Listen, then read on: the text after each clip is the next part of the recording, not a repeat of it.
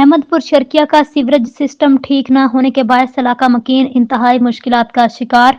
School colleges के बच्चे बच्चियों और नमाजियों को गुजरने के लिए काफ़ी मुश्किलात का सामना करना पड़ता है।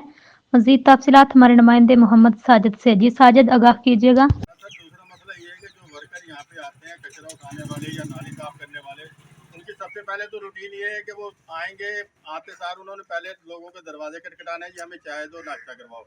उसके बाद उन्होंने जब काम करना है, काम करने के बाद उन लोगों ने खर्चे भी मांगना है। यहाँ पे तकरीबन सर मजदूर तबका लोग हैं, शादी करने वाले हैं, कोई रेडी वाला है तो कोई मतलब है कि मिस्त्रियों के साथ लगा हुआ है, तो कोई मतलब है कि 15,000 या 12,000 रुपये महीने पे कोई गार्ड है। किस हिसाब से मतलब है कि तकरीबन इस मोहल्ले के बीच में गरीब तबका लोग हैं।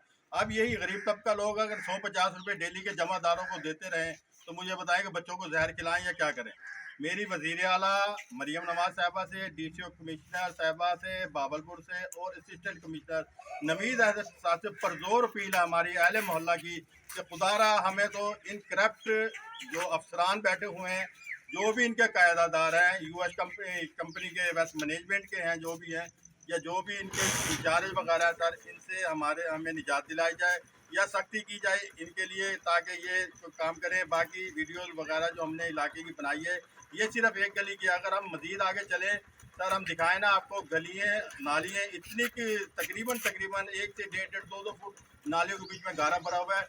जो भी वर्कर सफाई करने के लिए आता है, अगर उसको पैसे दे दिए जाए, वो भी बराए नाम सिर्फ ऊपर से छापर वगैरह उठा लेते हैं, नीचे से सफाई करके नहीं जाते, जिसकी वजह से सीवरेज के निज़ाम में भी बड़ी परेशानी बनती है। अगर कोई मतलब है कि नाली वाला आता है तो वो झाड़ू के साथ गारा जो है ना वो लाइनों के अंदर कर देता है, बाहर निकालना गवारा नहीं करता, जिसकी वजह से तकरीबन हमारा सीवरेज का निज़ाम भी खराब हुआ पड़ा है।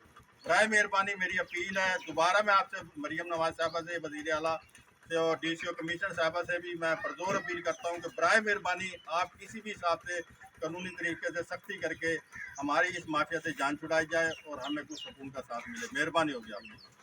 बिल्कुल deputy commissioner Bahawalpur, commissioner Ahmedpur Sharqia और बल्दिया अहमदपुर शर्किया से इलाका मकीनों की जो है दर्दमंदाना अपील है कि इस अहमदपुर शर्किया के सीवरेज सिस्टम को जल्द अज जल्द ठीक किया जाए। जी।